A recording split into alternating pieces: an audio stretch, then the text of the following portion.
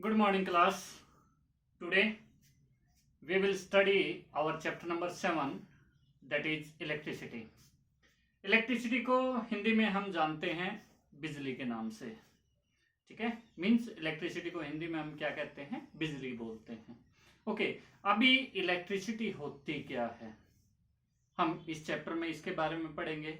इसके साथ साथ इलेक्ट्रिसिटी में यूज होने वाली कुछ एक कॉमन टर्म है, जैसे इलेक्ट्रिक करंट क्या होता है, इलेक्ट्रिक वोल्टेज क्या होती है, इसके साथ में रेजिस्टेंस क्या होता है, ठीक है। हीटिंग इफेक्ट ऑफ इलेक्ट्रिसिटी क्या होता है, मैग्नेटिक इफेक्ट ऑफ इलेक्ट्रिसिटी क्या होता है, और इन दोनों इफेक्ट का हम लोग यूज कहाँ करते हैं। इसके साथ हम इलेक्ट्रिक सर्किट के बारे में भी पढ़ेंगे, और एक सर्किट डायग्राम मीन्स उस इलेक्ट्रिक सर्किट को हम लोग किस तरीके से अपनी नोटबुक के अंदर ड्रॉ करते हैं, इन सब के बारे में हम इस वीडियो के अंदर पढ़ेंगे। तो आइएगा स्टार्ट करते हैं अपना चैप्टर नंबर 7, जिसका नाम है इलेक्ट्रिसिटी। सबसे पहले अगर बात की जाए इलेक्ट्रिसिटी, तो आप सब इलेक्ट्रिसिटी के बारे में जानते हैं। आप सबको पता है कि इलेक्ट्रिसिटी होती क्या है। मे बी आप लोग उसको डिफाइन ना कर पाए, लेकिन आप डेली लाइफ में काफी जगह पे आप इलेक्ट्रिसिटी का यूज करते हो। आज के इस समय में जब साइंस ने इतनी ज्यादा तरक्की कर ली है, हम इलेक्ट्रिसिटी के बिना अपनी जो डेली लाइफ है उसको इमेजिन भी नहीं कर सकते। इलेक्ट्रिसिटी हम लोग यूज कहाँ कहाँ कर रहे हैं, तो इलेक्ट्रिसिटी हम लोग यूज कर रहे हैं पंखे जो हमारे चलते हैं, बल्ब, लाइट्स, एलईडी, ठीक है, इन सभी के अंदर इलेक्ट्रिसिटी यूज होती है। वॉशिंग मशीन के अंदर इलेक्ट्रिसिटी यूज होती है। बच्चों के जो खिलौने आते हैं जो रिमोट से चलते हैं, उनके अंदर इलेक्ट्रिसिटी यूज हो रही है। आपके घर में और भी काफी आइटम हैं, फॉर एग्जांपल गीजर आता है, ओवन आता है, ठीक है। आजकल इलेक्ट्रिक गाड़ियां भी आने लग गई हैं। तो इन सभी में हम क्या कर रहे हैं, इलेक्ट्रिसिटी का यूज कर रहे हैं। अभी इलेक्ट्रिसिटी में क्या होता है, आपकी जो इलेक्ट्रिसिटी है, अभी इलेक्ट्रिसिटी इससे आगे हम बढ़े थोड़ा सा, तो एक चीज आती है कि इलेक्ट्रिक करंट क्या होता है। फर्स्ट हेडिंग जो है हमारी, तो इलेक्ट्रिक करंट आप लोगों का क्या होता है। तो इलेक्ट्रिक करंट होता है द फ्लो ऑफ इलेक्ट्रिसिटी, ठीक है।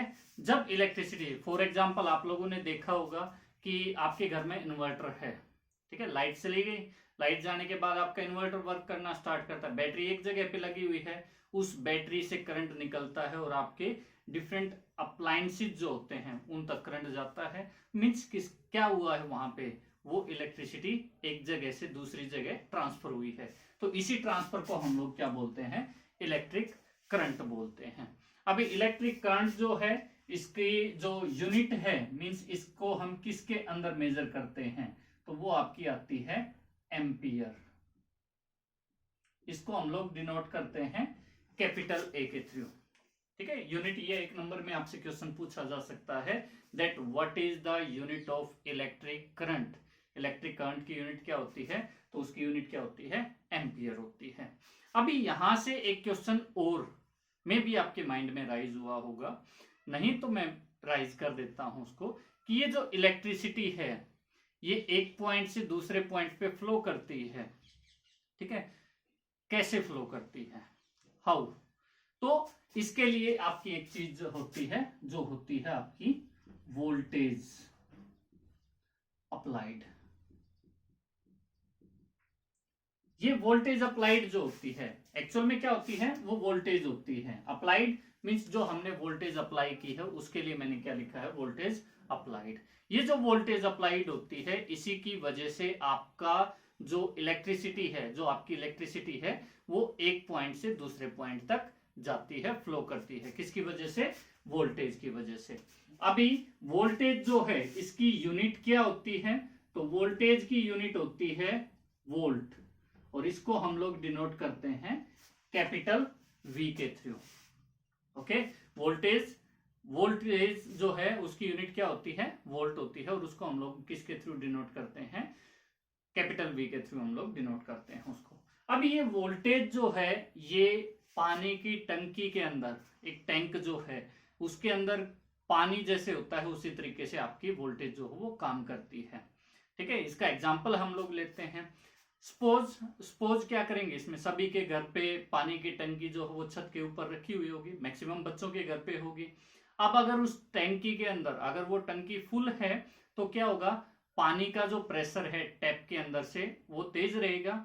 अगर वो टैंक खाली हो जाएगा, मीन्स उसके अंदर पानी कम रहेगा, तो टैप के अंदर जो पानी का प्रेशर है वो भी क्या हो जाएगा, कम हो जाएगा। तो सेम आपकी जो वोल्टेज है उसके साथ होता है। ठीक है, उसी तरीके से आपकी वोल्टेज जो है वो काम करती है। इसके बाद नेक्स्ट आता है अपना इलेक्ट्रिक सर्किट। दो चीजें मैंने यहां बताई हैं। इलेक्ट्रिक करंट क्या होता है, तो the flow of electricity is known as electric current, उसको हम लोग इलेक्ट्रिक करंट बोलते हैं। वोल्टेज आप लोगों की क्या होती है, तो वोल्टेज जो है वो आपकी रिस्पॉन्सिबल होती है किसके लिए, फ्लो ऑफ इलेक्ट्रिसिटी के लिए। फ्लो ऑफ इलेक्ट्रिसिटी जिसकी वजह से होती है वो आपकी क्या कहलाती है, वोल्टेज कहलाती है। ओके, अभी आता है इलेक्ट्रिक सर्किट। तो इलेक्ट्रिक सर्किट एक अरेंजमेंट होती है, एक पाथ होता है जिसके थ्रू एक्चुअल में जो आपकी इलेक्ट्रिसिटी है वो एक पॉइंट से दूसरे पॉइंट तक क्या करती है, फ्लो करती है। इससे पहले मैं आपको थोड़ा सा वोल्टेज में ही थोड़ा सा हम लोग ऐड करते हुए चलते हैं। ठीक है, वोल्टेज आपको मिलती कहां कहां से है, तो ये आपको सेल के थ्रू मिल सकती है, ये आपको बैटरी के थ्रू मिल सकती है, या फिर ये आपको मिल सकती है मेंस के थ्रू। ये जो मेंस है, बच्चे कंफ्यूज ना हो इसमें, मेंस जो है वो एक्चुअल में क्या होता है, तो आपके घरों में जो सप्लाई आ रही है ट्रांसफॉर्मर वगैरह के थ्रू में, वो आपका मेंस जो सप्लाई जो है उसको हम लोग बोलते हैं सेल। जो घड़ी वगैरह के अंदर, रेडियो वगैरह के अंदर हम लोग यूज करते हैं वो सेल होते हैं। बैटरी क्या होती है, तो काफी सारे जब सेल हम लोग ज्वाइन करते हैं, काफी सारे नहीं, दो या दो से ज्यादा जब हम लोग सेल कहीं पे भी ज्वाइन कर देते हैं, जैसे आपकी कार जो होती है, टोए कार जो होती है, अगर उसके अंदर एक सेल है तो हम उसको सेल बोलते हैं, लेकिन जब दो सेल आ जाते हैं तो हम उसको क्या बोलना स्टार्ट करते हैं, बैटरी बोलना स्टार्ट करते हैं। दो सेल कॉम्बिनेशन के अंदर वहां पे यूज होते हैं। सेम टीवी रिमोट जो होता है उसके अंदर भी इसी तरीके से होता है।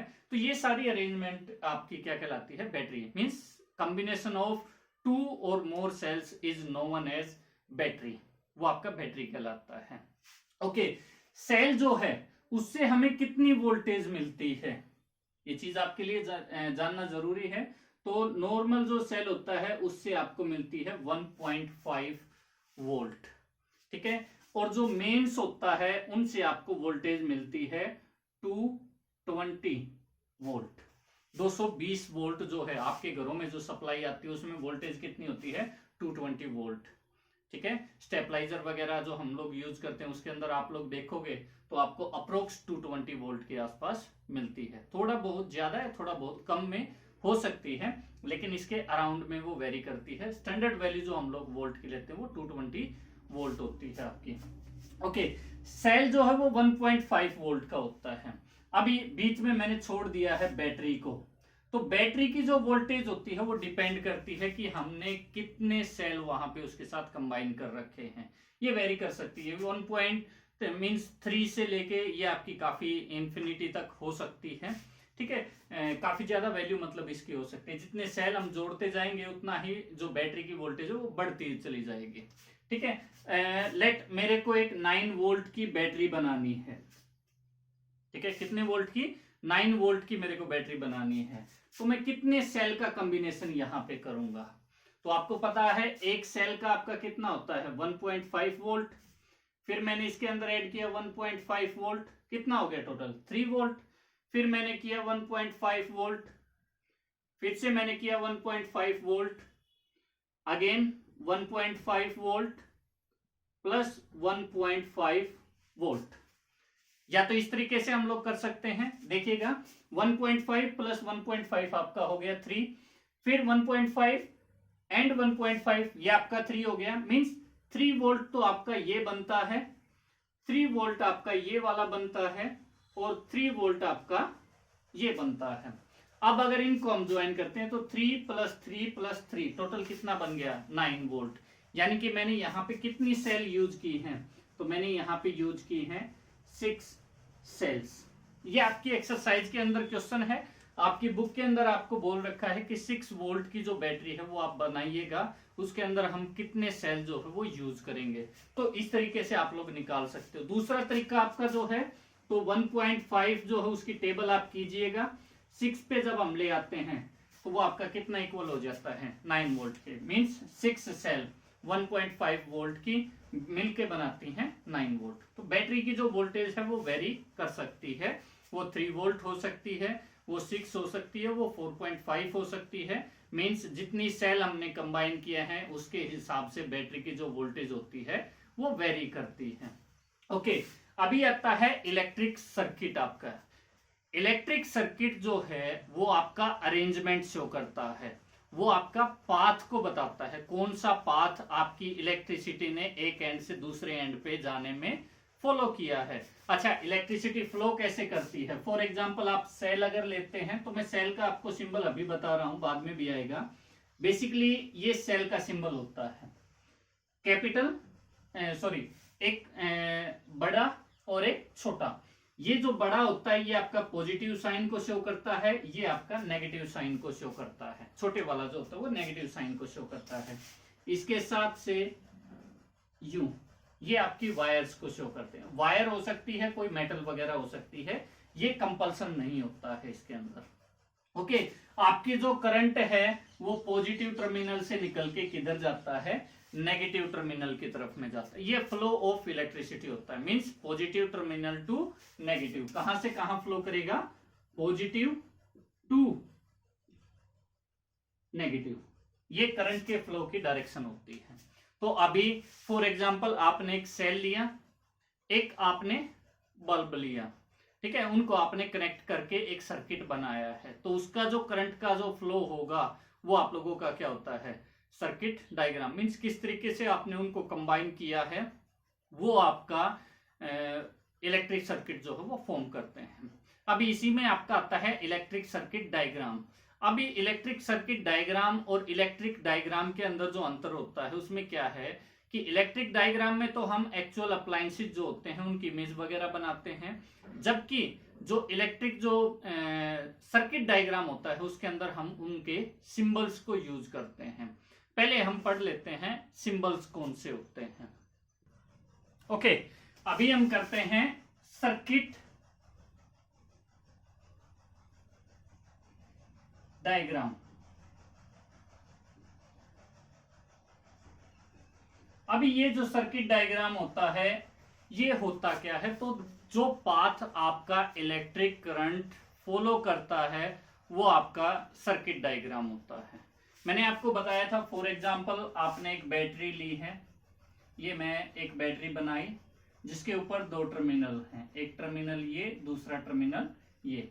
इधर जो टर्मिनल है वो पॉजिटिव है, इधर जो टर्मिनल है वो नेगेटिव है। इससे आपकी वायर जाएगी, यहां मैंने क्या लगाया? बल्ब लगाया है।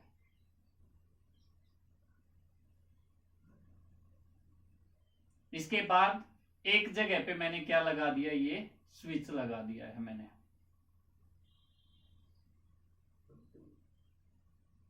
ये आपका बैटरी से आके कनेक्ट हो गया है, ठीक है। बैटरी से आपका करंट जाएगा, मैंने बल्ब लगाया, सॉरी एक मिनट में,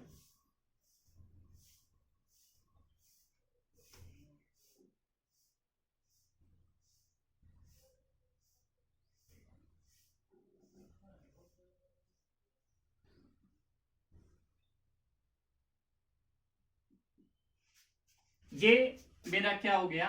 ये है स्विच। स्विच 2 स्टेट में आपका होता है, या तो ऑन रहेगा या ऑफ रहेगा। ऑफ रहेगा तो इलेक्ट्रिसिटी बल्ब तक नहीं जाएगी, ऑन रहेगा तो इलेक्ट्रिसिटी बल्ब तक जाएगी। ये मेरी क्या है? ये है बैटरी। और ये क्या है? ये है बल्ब। ये है मेरा सर्किट डायग्राम। इसी के साथ हम बात कर लेते हैं दूसरी साइड में। यहां मैं बनाऊंगा इसका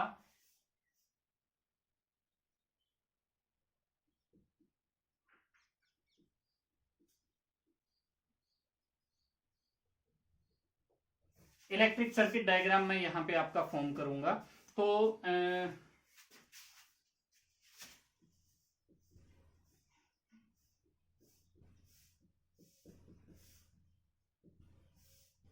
ओके, ये आपका होता है इलेक्ट्रिक सर्किट। ये सर्किट था मेरा, ये इलेक्ट्रिक सर्किट डायग्राम। डायग्राम में हम क्या करेंगे, तो डायग्राम में हम सिंबल्स का यूज करते हैं। तो यहां मैं सिंबल यूज करूंगा। बैटरी के लिए सेल का कॉम्बिनेशन होती है, एक सेल, दो सेल, तीन सेल, ये हो गया। इसके बाद मैं स्विच लगाऊंगा। स्विच आप दो या तीन तरीके से आप बना सकते हो। स्विच के अंदर आपको मैं थोड़ी सी जानकारी भी दूंगा।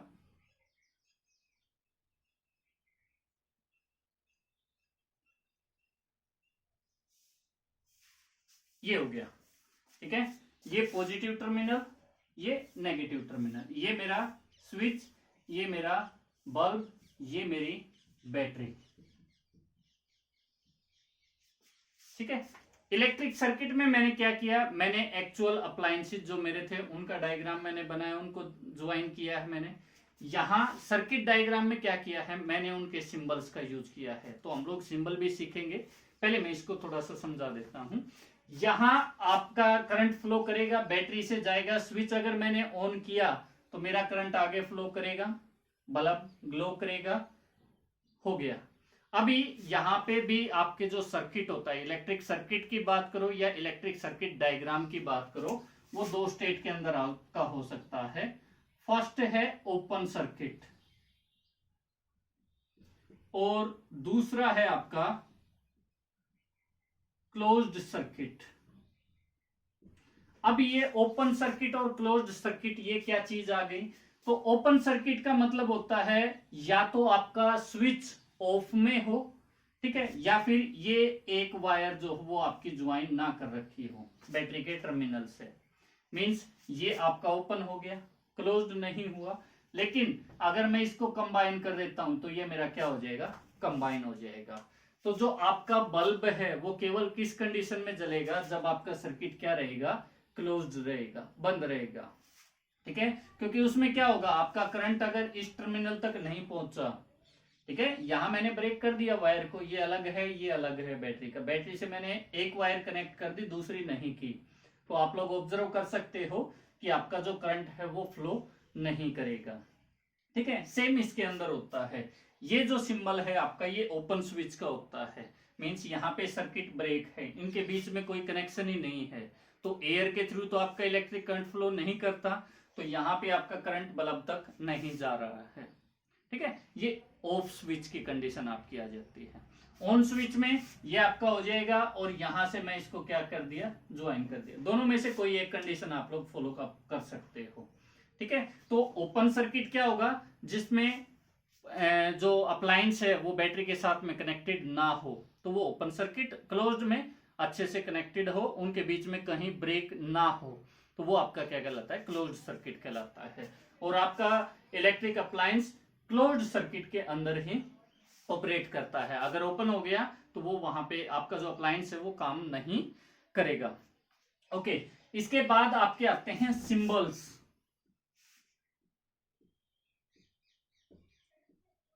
कौन कौन से सिंबल हम लोग यहाँ पे यूज करते हैं, तो सबसे पहला तो आपका है, बेसिक है, सेल का सिंबल। सेल का सिंबल एक बड़ा एक छोटा, इस तरीके से, बड़ा वाला पॉजिटिव, छोटे वाला नेगेटिव होता है आपका। इसके बाद सेकंड आपका आता है बैटरी। बैटरी मैंने आपको पहले भी बताया, बैटरी क्या होती है, कॉम्बिनेशन ऑफ सेल्स, काफी सारी सेल्स कंबाइन होती हैं, बैटरी फॉर्म करती हैं। उसमें दो हो सकती हैं, तीन, चार, पांच, छह से आगे कितनी भी हो सकती हैं।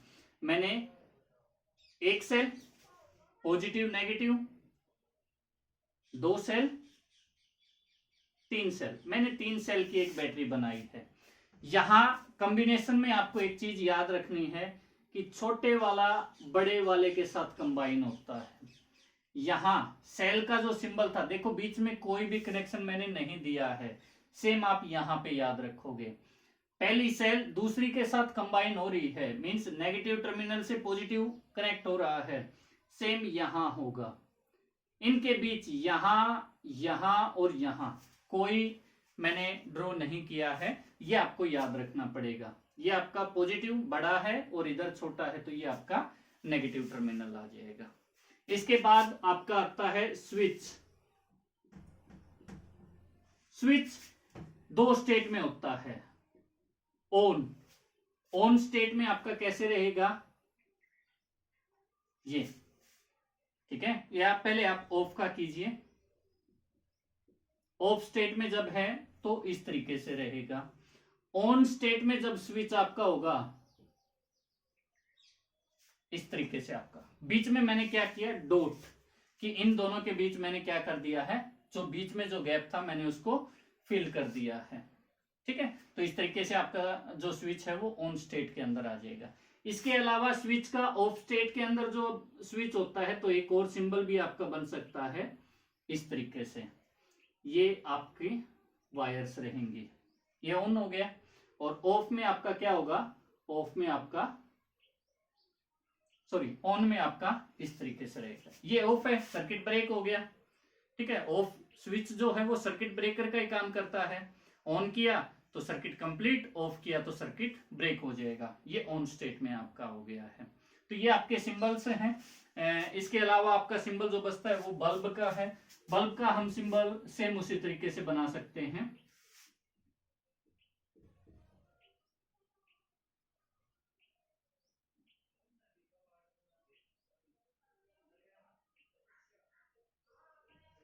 ठीक है, एक इसमें भी एक पॉजिटिव होता है, एक नेगेटिव होता है। तो इस तरीके से आप लोगों के ये सिंबल्स जो हैं इनकी फॉर्मेशन जो वो टेक प्लेस करती है। अच्छा, वायर्स जो हैं, स्ट्रेट लाइन जो होती हैं, ये वो आपके वायर्स को रिप्रेजेंट करती हैं किसी भी तरीके से। ये हो सकती है, ये हो सकती है, यूं भी हो सकते हैं, लेकिन जहां से भी रहेगी वो स्ट्रेट रहती है आपकी। वो स्ट्रेट वायर्स आपकी जो होती, ये जो स्ट्रेट लाइंस जो होती हैं ये आपका क्या करती हैं, वायर को शो करती हैं, ठीक है। अभी ये जरूरी नहीं है कि स्ट्रेट लाइन अगर है तो वो वायर ही रहेगी, वो आपका कोई भी कंडक्टर हो सकता है, मेटल हो सकती है। एक एग्जाम्पल के तौर पे आपकी बुक के अंदर एक फिगर दिया गया है सर्किट डायग्राम के अंदर, टॉर्च का बना के, उसके आगे उसका सर्किट डायग्राम बना रखा है। उसमें क्या बताया गया है आपको, उसमें यही बताया गया है कि जो नॉर्मल हैंड वॉच जो होती है, हाथ में जो हम लोग टॉर्च रखते हैं छोटी वाली, जिसमें सेल यूज करते हैं 2 या 3 के कॉम्बिनेशन में, उसके अंदर वायर्स का यूज नहीं होता। उसका सर्किट डायग्राम बनाएंगे सेम इसी तरीके से हम लोग बनाएंगे, लेकिन उसके अंदर तो वायर का यूज हुआ ही नहीं है। तो हम लोग वहां पे एरो ड्रॉ करें या फिर कुछ और ड्रॉ हम लोग करें, वहां क्या होती है, एक मेटल की एक स्ट्रिप होती है जो पीछे सेल से आगे आके बल्ब के साथ में ज्वाइन होती है। जब हम स्विच ऑन करते हैं तभी टॉर्च जलती है। तो ये जो वायर्स, ये जो स्ट्रेट लाइंस हैं, ये आपकी वायर नहीं होती एक्चुअल में, ये आपकी कोई भी कंडक्टर मटेरियल हो सकती है जो इलेक्ट्रिसिटी को क्या करते हैं, कंडक्ट करने का काम करते हैं। ओके, इसके बाद जो नेक्स्ट टॉपिक अपना है वो है अबाउट रेजिस्टेंस। अभी रेजिस्टेंस होता क्या है, तो रेजिस्टेंस बेसिकली आपका जो है वो है हिंड्रेंस, एक तरीके से हम लोग बोल सकते हैं। इसका एग्जांपल अगर मैं आप लोगों को दूं तो नॉर्मली एक कार अगर हम लोग बात करें तो अगर स्मूथ रोड है, वाइड रोड है, बिल्कुल प्लेन है, तो उसके ऊपर एक गाड़ी जो है वो काफी अच्छा चलती है, काफी तेज स्पीड में हम वहां पे वो गाड़ी जो है वो दौड़ सकती है, as comparison to a humpy road, ठीक है। ऊंचा नीचा जो रास्ता होता है उसके कंपैरिजन में आपकी गाड़ी एक स्मूथ रोड के ऊपर में काफी तेजी से चल सकती है। सेम इसी तरीके से जो इलेक्ट्रिक करंट होता है वो कुछ एक अप्लायंसेस के अंदर से तो बिना रुकावट के आसानी से फ्लो करता है, लेकिन कुछ एक ऐसे मटेरियल भी होते हैं जिनके अंदर से वो आसानी से मूव नहीं कर सकता है। तो ऐसे जो डिवाइसेस जिनके अंदर से वो आसानी से जिनके अंदर से वो आसानी से फ्लो नहीं कर पाता है, वो आपके क्या कर रहे हैं, उस इलेक्ट्रिक करंट के लिए एक रुकावट पैदा कर रहे हैं, और उस रुकावट को ही हम लोग क्या बोलते हैं, रेजिस्टेंस बोलते हैं।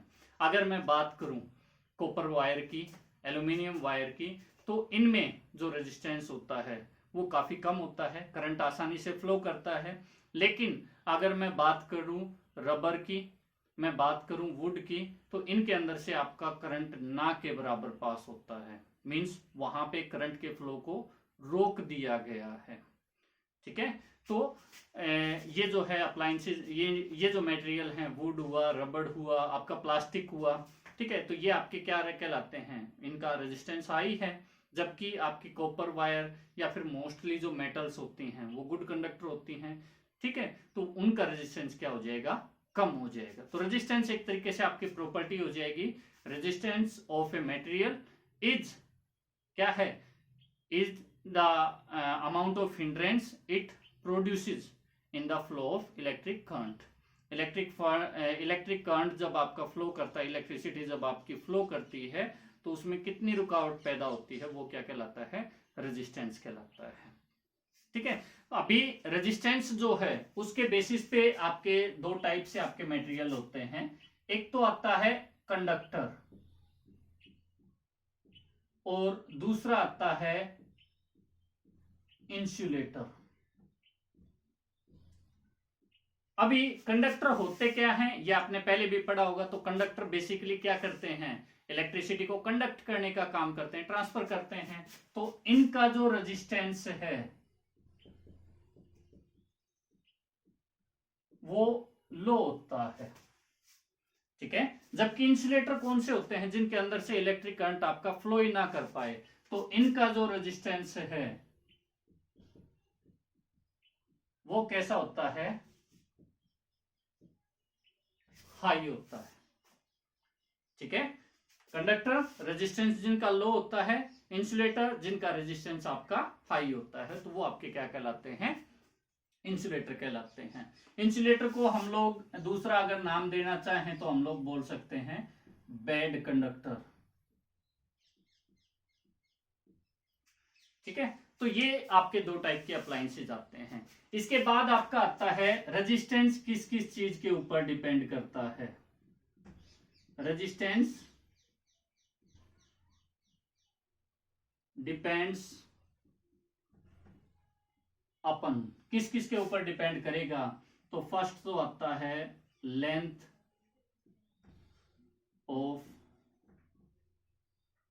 मटेरियल, जो भी मटेरियल है उसकी लंबाई कितनी है उसके ऊपर डिपेंड करता है। अभी मटेरियल की लंबाई के ऊपर किस तरीके से करता है, तो इसके लिए आप एक एक्टिविटी अपने घर पे कर सकते हो। लेकिन एक्टिविटी जो आपकी हाउस होल्ड की इलेक्ट्रिसिटी है उसके थ्रू आप नहीं करेंगे। आप सेल लीजिएगा, घड़ी में जो सेल आते हैं 2 सेल लीजिएगा, उनको कंबाइन कीजिएगा और उसके साथ में आप लोग वायर लीजिएगा, वो कनेक्ट कीजिएगा। एक छोटी एलईडी लाइट आप लोग ले सकते हो। क्या करेंगे, ये मैंने लिया बैटरी, बैटरी के साथ मैंने कनेक्ट किया किसको, एलईडी लाइट जो मेरी थी, और यहां बीच में मैं 2 वायर छोड़ दूंगा। ठीक है, यहां मेरे को क्या करना है, यहां मैं लगाऊंगा पेंसिल। अभी पेंसिल क्यों लगाऊंगा, तो पेंसिल की जो लीड होती है वो आपको पता है, वो आपकी बनी होती है ग्रेफाइट से। ठीक है, तो ग्रेफाइट आपका वहां पे यूज हो रहा है। आप पेंसिल की लेंथ जो है वो आहिस्ता आहिस्ता छोटी करते हुए जाइएगा।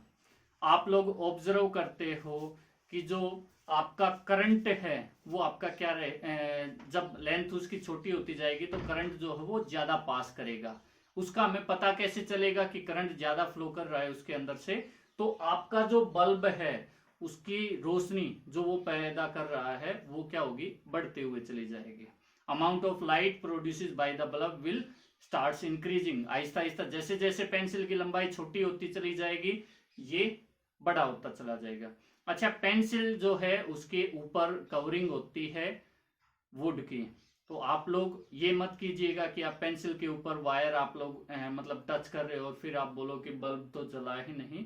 पेंसिल के अंदर जो लीड होती है उसके ऊपर पेंसिल को आप छीलना और उसके ऊपर आप लोग क्या कीजिएगा, वायर को टाइट कीजिएगा। ठीक है, तो उसके थ्रू आप लोग चेक कर सकते हो। दूसरा आता है, सेकंड जो है आपका, वो आता है आपका